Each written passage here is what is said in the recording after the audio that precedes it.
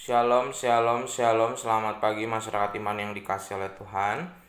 Hari ini bersama-sama kita akan menjalani kehidupan dengan percaya bahwa sukacita Tuhan limpahkan dalam hidup kita. Sehingga biarlah hari ini kita boleh menampakinya dengan rasa syukur.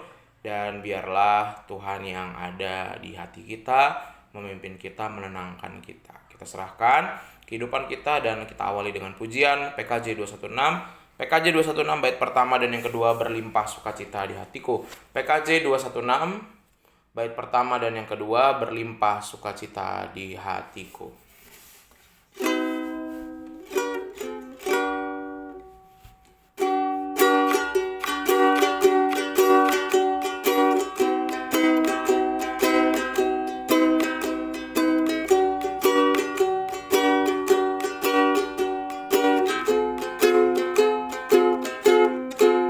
Berlimpah sukacita di hatiku, di hatiku, di hatiku. Berlimpah sukacita di hatiku, tetap di hatiku.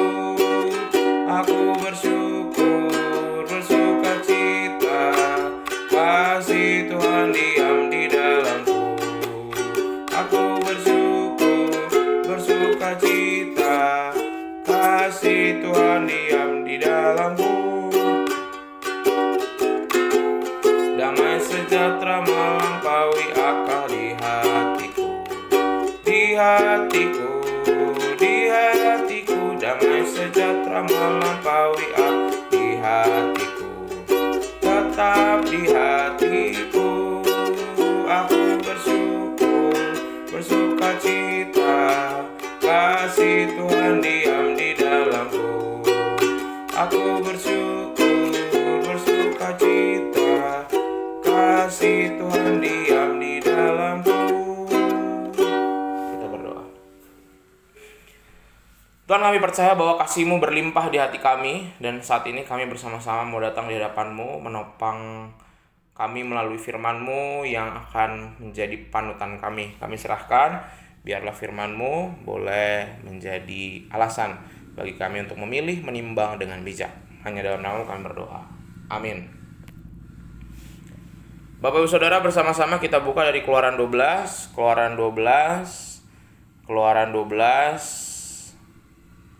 ayat 35 sampai 42. Keluaran 12 ayat 35 sampai 42. Keluaran 12 ayat 35 sampai 42 akan menjadi bacaan kita hari ini. Keluaran 12 ayat 35 sampai 42, dengarkanlah sabda Tuhan. Orang Israel melakukan juga seperti kata Musa. Mereka meminta dari orang Mesir barang-barang emas dan perak serta kain-kain. Dan Tuhan membuat orang Mesir bermurah hati terhadap bangsa itu, sehingga memenuhi permintaan mereka. Demikianlah mereka merampasi orang Mesir itu. Kemudian berangkatlah orang Israel dari Ramses ke Sukot. Kira-kira 600.000 orang laki-laki berjalan kaki, tidak termasuk anak-anak. Juga banyak orang dari berbagai bangsa turut dengan mereka. Lagi sangat banyak ternak kambing, domba, dan lembu sapi. Adonan yang dibawa mereka dari Mesir dibakarlah menjadi roti bundar yang tidak beragi, sebab adonan itu tidak beragi, karena mereka diusir dari Mesir dan tidak dapat berlambat-lambat, dan mereka tidak pula menyediakan bekal baginya. Lamanya orang Israel diam di Mesir adalah 430 tahun. Sesudah lewat 430 tahun, tepat pada hari itu juga keluarlah segala pasukan Tuhan dari tanah Mesir. Malam itulah malam berjaga-jaga bagi Tuhan untuk membawa mereka keluar dari tanah Mesir, dan itulah juga malam berjaga-jaga bagi semua orang Israel turun-temurun untuk kemuliaan Tuhan. Ini bagian dari akhir setelah 10 tulah diberikan, dan nggak kebayang ya, malam itu pasti malam yang sangat mencekam sekali. Baik itu di pihak Mesir yang anak-anak sulungnya meninggal, nyawanya dicabut karena tidak memasang tanda. Tapi juga mencekam bagi orang Israel, walaupun anaknya aman, tapi mereka harus ibaratnya segera berburu dengan waktu untuk keluar dari Mesir sebelum Firaun berubah pikiran, gitu ya. Jadi waktunya singkat, itu seorang tergesa-gesa. Bahkan kenapa makanya jadi ada roti tak beragi itu karena pada saat itu mereka nggak sempat menguleni, ngasih ragi lagi, nunggu dulu adonannya berkembang, Pokoknya udah tepung, diulen, udah langsung dibawa berangkat. Jadi malam itu udah malam yang paling berat. Kenapa itu terjadi? Karena cuma satu hal. Karena Firaun mengeraskan hati.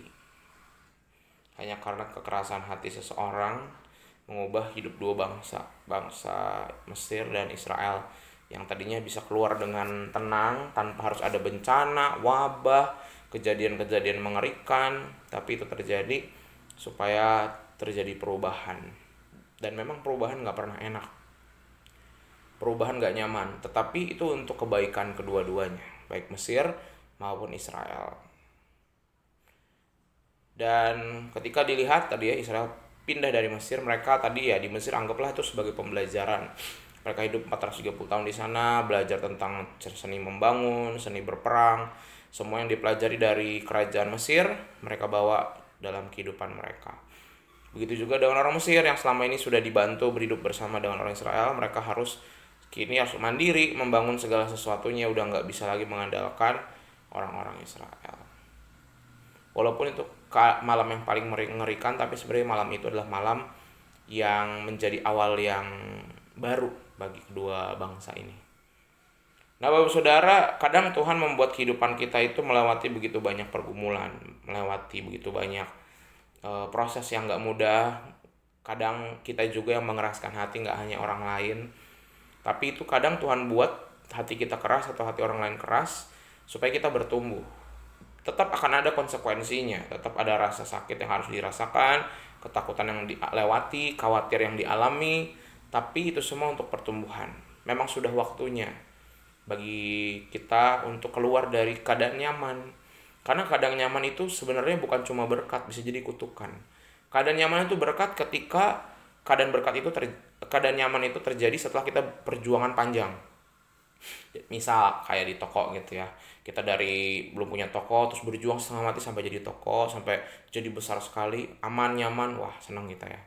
Tapi keadaan nyaman itu kalau terus terbiasa nyaman, itu akan membuat kita tidak rendah hati dan tidak hati-hati. Sehingga kadang dikasih tantangan ketika toko kita udah mulai besar, tiba-tiba nggak laris, tiba-tiba ada masalah dengan karyawan, tiba-tiba ada masalah dalam keluarga, dalam pelayanan, supaya ada dinamika. Dan kita tahu agar kita terus belajar, oh saya ini masih harus belajar untuk bertumbuh, saya masih harus belajar makin rendah hati, belajar untuk memahami, dan belajar untuk berserah sama Tuhan. Dan itu yang terjadi dalam kehidupan bangsa Israel dan bangsa Mesir. Begitu juga dengan kita hari ini. Jadi kalau hari ini Bapak Ibu Saudara ada hal-hal yang rasanya kok hidup saya kok berkelak-kelok, kok ada begitu banyak tantangan, coba cek, mungkin ada orang lain yang berkeras hati atau kita. Dan Tuhan ingin ubahkan kita. Kadang-kadang kan perubahan itu kan sebenarnya dekat banget, tinggal kita bilang ya Tuhan ubah aku mau belajar, udah itu terjadi. Tapi kadang kan kita mengeraskan hati kayak Firaun gitu ya.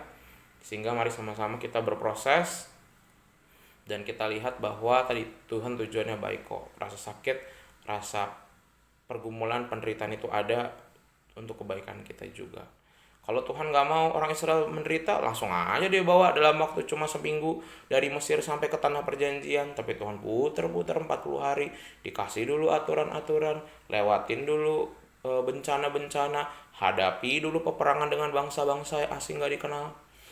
40 tahun sampai akhirnya mendarat di tanah perjanjian. Proses yang panjang, dan setelah ini kita juga akan melihat nih dalam bacaan-bacaan kita. Tapi biarlah hari ini kita boleh belajar bahwa awal yang baik dimulai dari perubahan. Dan kalau kita mengalami ada perubahan, jangan takut, jangan bilang waduh ini kegagalan, bukan. Tapi ini satu awal yang baik untuk berubah. Tuhan mampukan kita. Amin. Mari kita berdoa. Tuhan, terima kasih untuk firman-Mu hari ini. Kami bersama-sama belajar tentang apa itu perubahan, tentang apa itu mengeraskan hati, tentang apa itu cara Tuhan yang membentuk kami, apa itu belajar melihat bahwa setiap tantangan pergumulan adalah kesempatan bagi kami untuk hidup jadi lebih baik, bertumbuh dalam karakter dan bertumbuh dalam kehidupan keluarga, pekerjaan, pelayanan, dan dimanapun kami berada. Kami serahkan kehidupan kami hari ini, hanya dalam nama-Mu kami berdoa dan bersyukur. Amin. Selamat pagi, Tuhan Yesus memberkati, tetap bersemangat.